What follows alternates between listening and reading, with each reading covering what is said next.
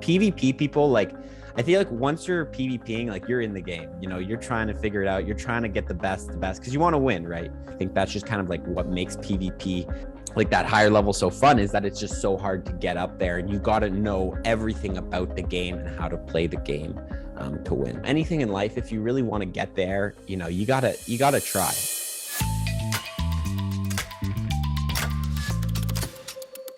Welcome back for another amazing episode of the Third Shield Pokemon Go PvP podcast.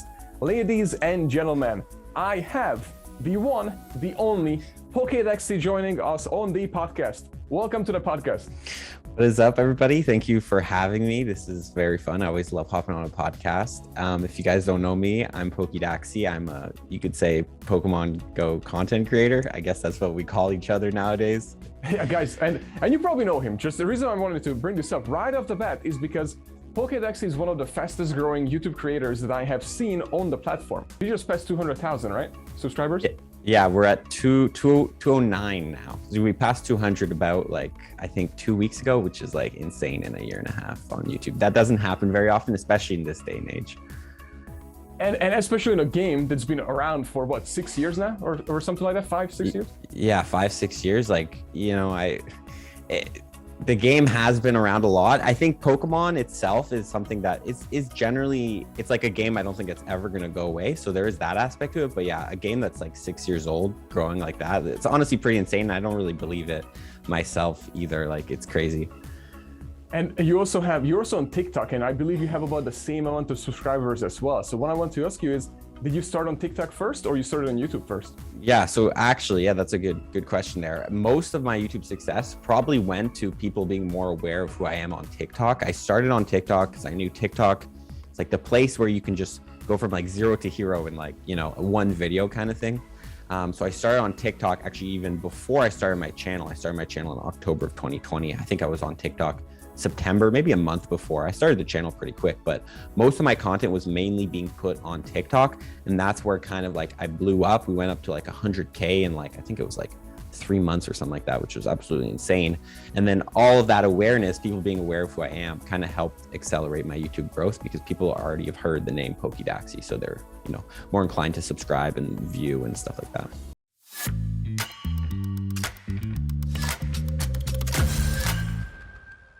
I think my first video was actually Duskull. It was a vlog. It was like Duskull Spotlight Hour, but there was shorts was like one of the, I think I was one of like the first YouTubers to really like push shorts in the Pokemon Go space, because I was pretty much, since I was so big on TikTok, I was taking these TikToks that were doing so well there and posting them on YouTube. And this was all at the time in which YouTube was like, we got to start making shorts, TikTok's doing so well. So they kind of just copied the formula, and they were pushing shorts. Like, you could get insane amounts of views. And honestly, most of my growth has been, because of shorts, because they have been pushed so much. But what kind of makes you have to do if you want to grow in terms of like the event detail space is you need to be able to be first to the news, because that's a huge thing, especially if you see it in journaling and things like that. If you're first to the news, you're going to get all the eyes. So that's kind of like the idea I took early on. I was like, you know what? I know how to edit fast, because I had been editing. I have been making videos for like the past 5 years. So I know how to edit fast, and that's why you see my videos come out so fast. So I took that skill and I was like, you know what? I'm going to make quality videos as fast as possible and get the news as fast as possible, and try to compete with some of these people who have the inside connections and things like that. So that was kind of like, yeah, one thing that kind of helped boost my channel at the start. It was I was able to kind of get all those eyes and attention of the event details getting so quick out. Someone sees a blog post, like, oh, let me go check out Poké Daxi's video, and in 30 minutes I have it out. The details are all there with examples, graphics, and information that everything you need is there. So yeah. I'm very thankful for that, because you're doing a great job. Fun as that is, it's kind of hard to always show your personality in the videos when it comes to that. So I have been expanding away, trying to do other things. Honestly, at first I wasn't even making PvP content, funny enough. Right at the start, it was all event details, because I just hadn't expanded. But then about 6 months in, I started doing live streams. I think the first PvP thing I ever did was just a live stream, because I was like, let me test this out. I find live streaming is a good way to test out different areas and try to expand to different areas. So yeah, I started doing live streams for PvP, and then I started doing vlogs, and I just started to expand out to kind of show more of my personality and less of just like the, Poké Daxi short, quick info, that kind of thing.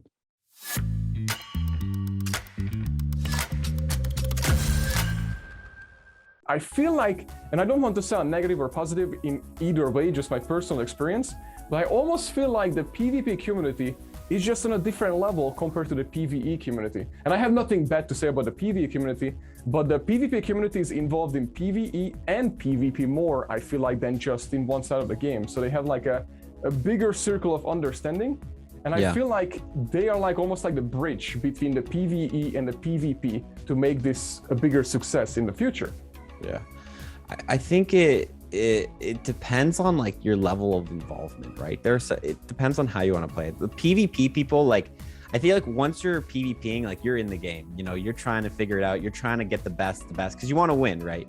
PvE is less of a competitive space. So those people, you know, they're more about the shiny collection, you know, doing the raids, obviously, but there's not as much of a competition side to it. And when there's not as much of a competition, people don't really invest themselves as much, I find, into the game because it's more relaxed, it's more casual kind of thing.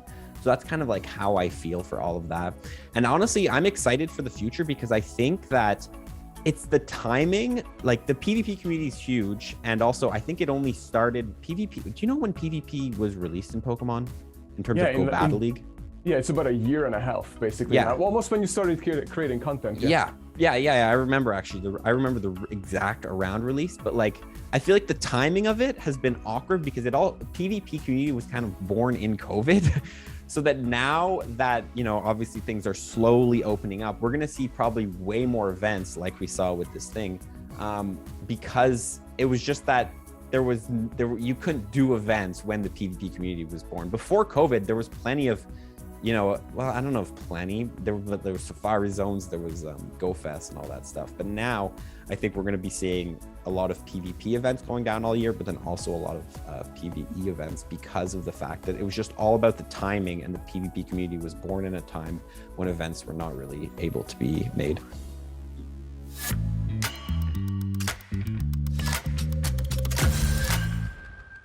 Are you going to cross over more and more to PvP? And you said you might not have the skills to Worlds, but I mean, we all know you can learn, obviously.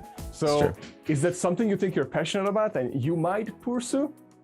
I think it all depends on how the cards fall after this season.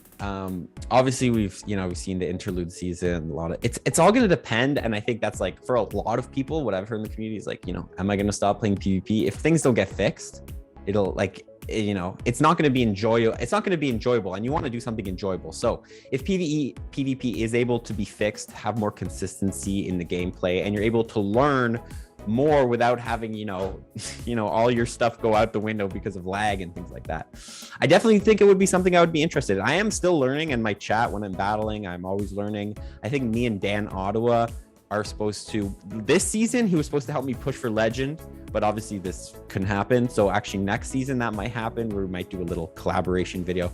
Definitely something I want to learn the skills for. So yeah, like when you ask that question, Worlds this year, probably not going to happen. I don't have the skills, but future Worlds, definitely something that could happen. You could see Poké Daxi on the big stage battling out in the finals. You know, don't take my word on it, but it could happen. We all want to see that, so it would be pretty awesome. That would be fun. If esports ever became a thing and joining a team and becoming like a professional, like, you know, competitor, I don't know if that's something I would do. It would be a time dependent thing, because, you know, if you're part of an esports team, of course you get salary or whatever, like however you get paid. You kind of like all your time's invested in just becoming the best of the best. And for me, I don't know if that's something I'm interested in. I've seen, like, I see it in this Fortnite space too. When your salary or like your worth is dependent on how good you are at a game, it can kind of consume your life, because like that's all you need to be doing. You need to be practicing PvP, you need to be doing this. Because, you know, if you're not good enough, you'll get kicked off the team or whatever. So I don't know if ever joining a team would be a thing for me, but definitely competing solo, if that's a thing. Like I said, regionals, if you could ever go up to the tournaments and shoutcasting and all that stuff, I'd be interested in. But then when it comes to like a huge investment, like joining a team, it would all depend on how the cards play out and what it looks like, you know, at that time. But I don't know if it's something at the moment I'd be interested in.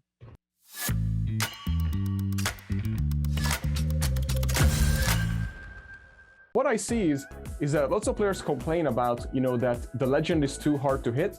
to get the Pikachu Libre shiny of that. Especially shiny hunters are pissed about that, of course. And then, you know, the outfits, the pose. And then on top of that, I also see negative stuff about that's the qualifier to able to go into to the regionals. I mean, not necessarily. You just have the first pick if you hit it, and then after that it just goes into how much room they have left and whoever registers. But the question that I would have with this, what do you think? What is the really big disconnect between the two? As in, like, it's too hard, it's too easy. It's like both sides. Both sides is like this constantly. Of that. Like you said, I think any game have a skill gap. I don't think it's like a huge problem. I think it's just people who don't want to put in the time and effort. Like, you know, anything in life, if you really want to get there, you know, you gotta try and things like that.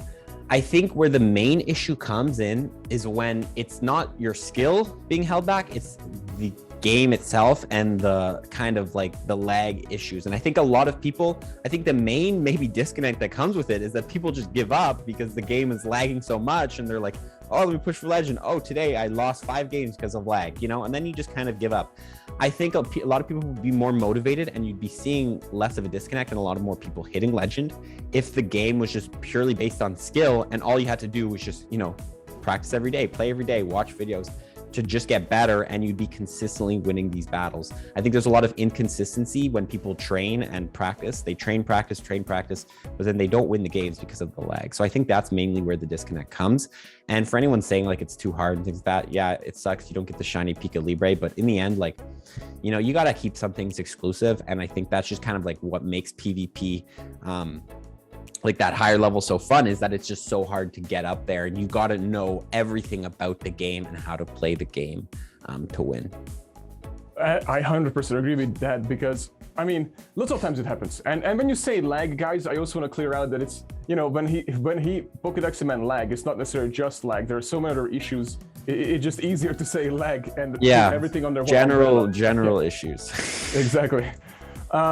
And yeah, 100%. I mean, before this season, I really wish we could see the statistics, you know, how many players play over and over. But I know so many people, from creators to regular players, who quit because of those reasons you just mentioned. Yeah. And they said they will be back, you know, once it's fixed. And they want to be back, but they said it's just unhealthy for them, you know, and for those reasons. So I understand. And then again, this season, this interlude season, it also shows that the competitive side basically just quit already. Like, I don't battle either, just on stream, but so many quit. However, on the PvE side, more people jumped in and they're learning. So what do you think about if Niantic would actually release a pro side, well, you know, like the Go Battle side, and then like a practice side, same setup and everything, but no Elo involved. And maybe you still rank up to rank 20, but you get stuck there. And in order to go to Legend, you have to now turn over to the basically the real Go Battle side. Do you think that would be something that might help Go Battle League? So yeah, no, actually this is something 100%, a casual version of PvP. It's just kind of been a long overdue thing. I actually downloaded a TCG Live, the trading card game.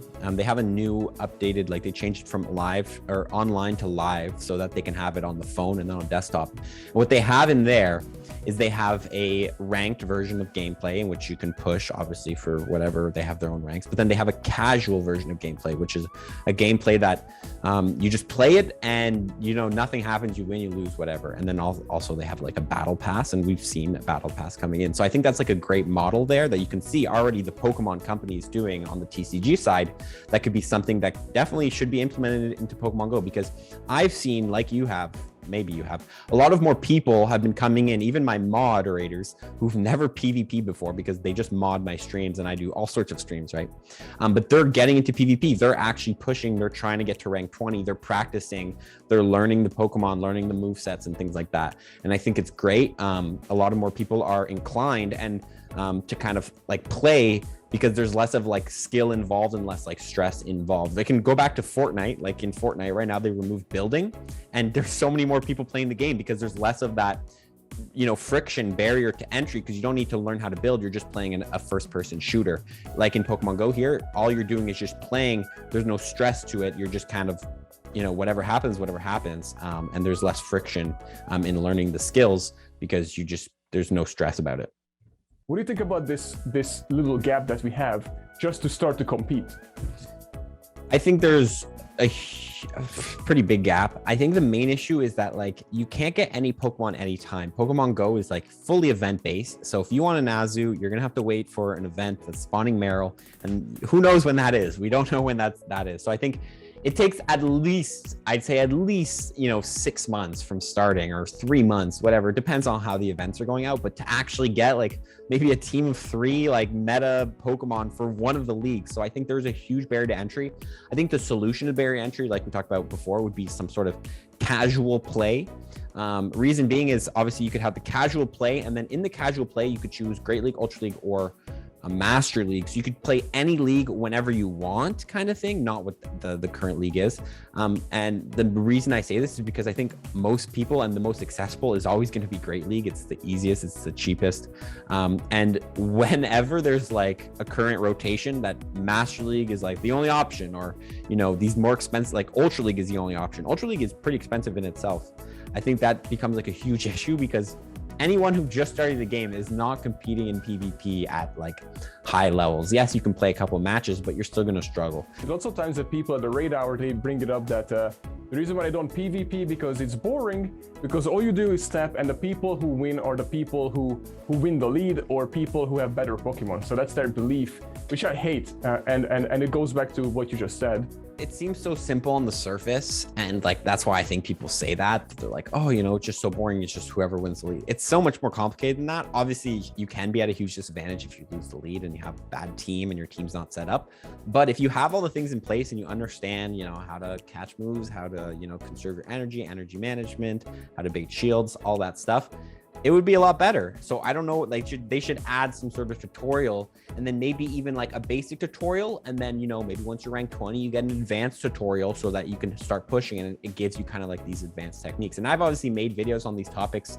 You know, I have a bit basic PvP explaining how it goes, and then I have like an advanced in which we cover like advanced things like undercharging, you know, all this stuff. But like it should be implemented in the game. You know, they don't do a good enough job, I think, of implementing things in the game, and I think they've done a little bit better job. But I remember before, the blog post is on a website, and then they post it on Twitter, but there was never any news in game about events coming up. So if you didn't, obviously now we get like the notification every time, but before it's like you never know what's happening if all you have is the app Pokemon Go and you don't watch YouTube videos. Yeah, and same with, especially if you PvP, you're out of luck. And I remember when it first came out, typings were not up there, so you didn't know. You're out of luck if you didn't know the Pokemon. Oh yeah. Okay. And then it didn't say effective, not very effective, anything like that was not a message. And also the biggest improvement I think in there is the bubble. So what I mean is the energy management, since I actually didn't even know that you can save up energy until later on, or somebody told me, because, you know, with the original one, I don't know if you remember, but yeah, it just fills up. It doesn't show you if you have extra. Yeah, it didn't show the extra. So you had no idea, you know what I mean? And then when you throw on, you just saw it's refilled again, but you didn't really know how much, you know what I mean? So yeah. And then that's why also people back then, originally they thought people are cheating, because how the hell Swampert just threw a Hydro and then swapped out, and then when he came back had another one, you know what I mean? I think a really funny thing too is the shield. If you don't know, the color of shield that you like when you shield, if it's either going to be red for that move was super effective, blue means you just blocked a non-super effective move, or the purpley pink one is just neutral. They don't explain that. Like that's something that like obviously like people had to figure out, and people figured out, but that's just like some random thing in the game. And the only way you know that is if you know your typings and you notice it. Because like some people, like they're not going to say, oh, my shield is blue this time, my shield is red. Like the only way you find that out, and there's so many people in the PvP community who don't know that, is by watching a video, you know, and they should put that information in the game.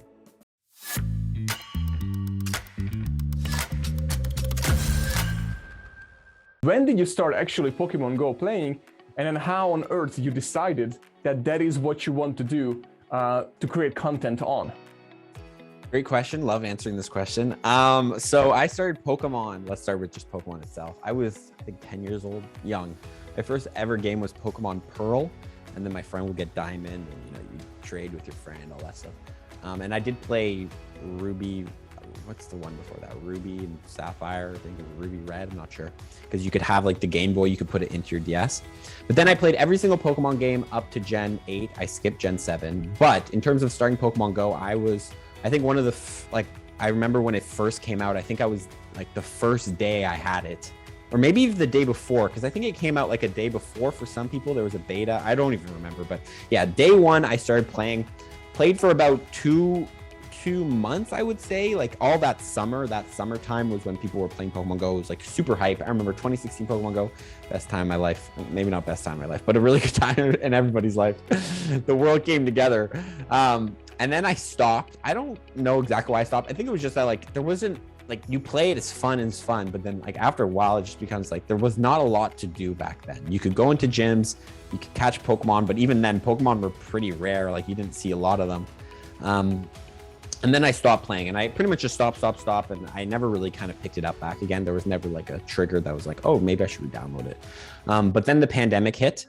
I went ahead and I was actually diagnosed with Hodgkin's lymphoma, which is white blood cell cancer, in January 2020, right before the pandemic. Like I think pandemic started in March 2020, January 2020. I'm good now. I went through 8 months of chemo, ended in August.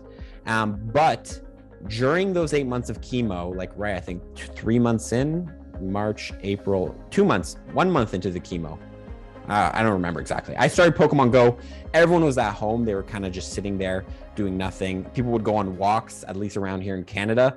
And then my sister had bought Sword and Shield, and I was like, oh, Pokemon Go. I don't actually remember the exact conversation, but I was like, let me re-download it. So I re-downloaded Pokemon Go. Completely different game nowadays, like 2016 to now. Obviously we had, I don't know if Go Battle League was out by then. I'm not 100% sure. Maybe it was. And that was what date? It was April 2020. 2020. I think that's when it came out. It's that summer, 2020. PvP summer. was out. You could battle your friends, but you couldn't actually go battle. So Go Battle League dropped, whatever. Started playing late December.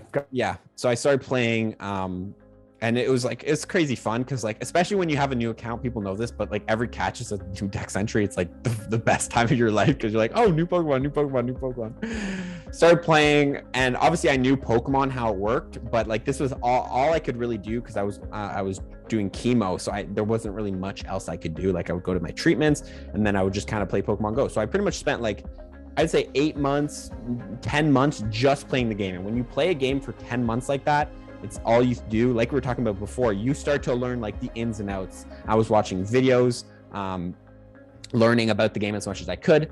And then obviously I finished my treatment in August.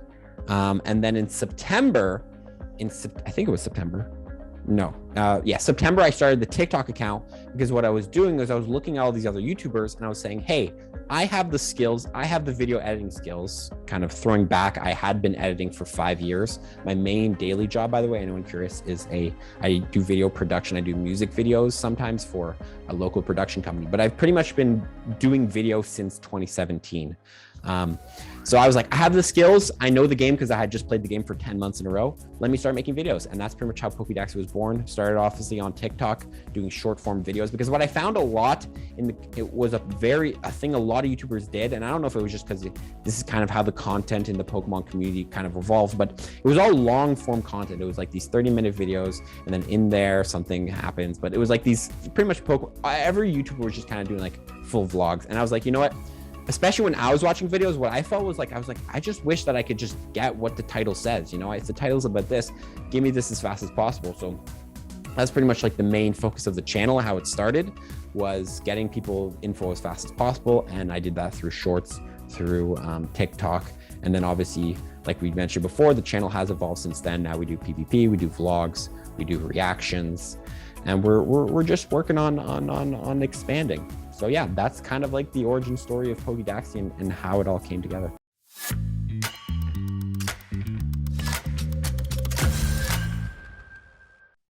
So what would you do if tomorrow Niantic announces that Pokemon Go no longer exists and it removes the app from the store? What do you think we will do next? That's a really good question. I would die. No, I'm kidding. What I've been doing recently, and as I've been trying to kind of navigate the channel into expanding into other Pokemon games. Obviously, I've streamed Legends Arceus. We streamed Brilliant Diamond, Shining Pearl.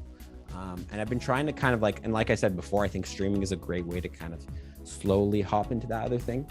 Now, I don't know exactly how I'm going to start like expanding, and if I have decided if I want to start expanding into actually making videos for other Pokemon games. But I think if that were to happen, that's what I would do. TCG has been something that I've been playing a lot recently on the new online, and obviously I have the cards and I like to battle. It's super fun. So that might be a direction I would go, but I would definitely probably expand the channel towards other Pokemon games, and I'd probably see a huge drop off in viewership. But I think that's like, if that situation ever were to happen, the best case scenario is me to keep making videos about Pokemon, because it's like, you know, the franchise I love, but just do a different game instead of Pokemon Go. Okay, that makes perfect sense, and I'm glad you already thought about it, and you're already expanding. So people have asked me the question before, so I have to be ready. I don't think it's ever gonna happen, but if it does happen, you know, you gotta be ready. And then as far as like your future, like what do you think about? What's your goal? Like, what do you want to accomplish? You think with Pokemon and YouTube? And then is this what you think you want to do, like for a living, for a long time, or what do you think? So I've been watching a lot of videos recently. This one channel is called Colin Samir. It makes videos about trying to help creators. Yep, great people. I do the same. And one huge thing has been like the whole discussion of taking a break on YouTube and how to kind of manage a career on YouTube. I think YouTube is a very tough thing to make a lifetime career out of. Like, think about like making videos for like 5 years in a row, almost like daily. Obviously, like you could change your schedule around, but that's like a lot to put on someone.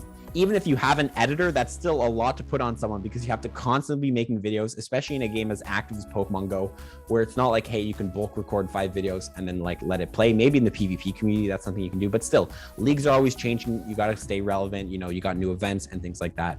So in terms of goals, for now, I'm still enjoying it. I'm still having a lot of fun with it. I am working on hiring an editor as well right now to try to help take off some of that workload so I can focus on growing the channel more and expanding it. In terms of goals, I'm not really a person who makes like number goals. Like, it's not really something I do. Maybe it's something I should do, because you know, you read in books, people are like, make your goals, write them down every morning. I don't know, something I do. For now, I just want to continue making content. Obviously, I think getting an editor for me is big right now. I'm also working on trying to get a graphic designer so I can hop into the graphic designing, or like work on making my thumbnails better, but then also making infographics and things like that, and kind of just expanding the channel all around to get more eyes on it. And then in terms of like, you know, if Poké Daxi ever dies, I don't really know what I'm going to do. I was talking to my mom about this, like maybe I'll go back to school and then start learning like a different passion of mine. I think that's what's nice about life, is that you can kind of, obviously it's tough, but you can kind of pick up and start a different direction of life at any time you want, especially in the age of the internet. You know, if today I was like, you know, I don't want to do this anymore, I'm going to start learning how to become a gardener and make gardening videos, or just learn how to be a gardener and make a business out of that. I think Poké Daxi is a great base so I can learn how to build a business. And then if it ever falls through, if I ever am like completely burnt out and can't continue anymore, then I can always, you know, try to start doing something new.